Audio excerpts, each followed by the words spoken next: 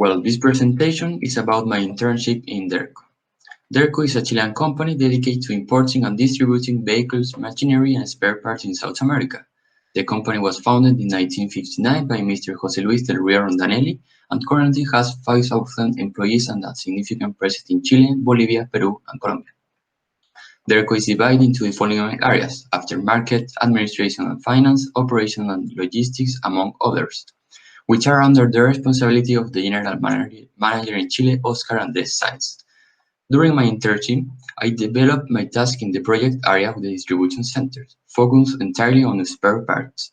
This area is in charge of the operation and logistics area at Derco. This is the organization chart of my area. The practice carried out was specifically in the spare parts sector of the distribution center. In this area, there was some sub-areas like inbound and logistics process, outbound invoicing and transportation, and customer service unit. The basic operation of the distribution center works with a reception, storage, picking, consolidation, and dispatch, and each of these processes has a specific area. In this table, exclusive picking zones are highlighted in green and how many locations they have in the distribution center. In the image on the right, an example of a location. The activity performed were a validation of the degrees of saturation in rack estanteria and rack pallet, relocation of products from rack estanteria to estanteria, and a process mapping. Saturation in rack pallet and rack estanteria, which are exclusive picking zones, was measured according to whether there were different SKU in the same location. 0 is for a location empty, 1 SKU in location. This is defined as monocode location. 2 to 5, 6 to 9, 10 to 19, or 20 or more different SKU in location. Having many different SKU in one location generated wastage, picking errors, disorder in a distribution center, among others. In the charts, we see that no significant difference were observed in data from October 2020 to January 2021. The second project was a BPMN of the entire distribution center. This BPMN was carried out with the Visagi tool.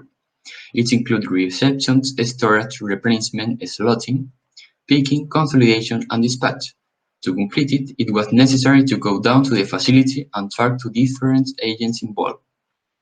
The most challenging activity was the relocation of products from rack estanteria to estanteria, due to the extensiveness of the analysis and the various problems that emerged.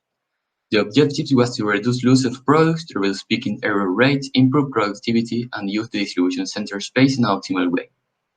Here we can see the different types of locations. The following steps were taken to find the possible products to be moved. First, the estanteria location were measured. Second, products were classified according to whether the location was in monocode. 4 types of products were created according to whether they were in monocode location. For example, type 1 is when 100% of SKU is monocode location, and type 4 when less than 50% of SKU is in monocode location. This is the distribution of all SKU in the distribution center. Well, the products were classified according to monthly demand from January to December 2020. I create 4 categories for products in demand. For example, type A is the SKU that represent the 80% of cumulative unit sales, and type D is products not sold 1 year ago. So, for example, almost 1,500 of SKU represent the 80% of unit sales, and on type D, 42,000 SKU have not been sold in the last year. Then, the measurement of the rack estanteria SKU were crossed with the measurement of the estanteria location. Also, I calculate the day of inventory for each SKU with stock and demand. Then, the SKU that were currently on estanteria were identified, and this will not be considered as an option to move. And finally, I calculate the number of locations needed for each SKU in the estanteria, considering its demand and desired inventory days. In summary, the Excel presents a gap. If SKU is in location monocodes or with other SKU demand classified as A, B, C, or if not sold in the last year, D. If SKU fits on estanteria and in how many locations, SKU inventory days if SKU is currently on estanteria, and number of locations needed for SKU considering its demand and day of inventory desired. Finally, I feel grateful about this learning process and how an engineer Will developed his skill in a company. I learned about how a company works and internal connection between areas and departments, resource management, and the most demanded software in the general labor area, such as SAP and WMS. And most of all, I met good friends in Derco.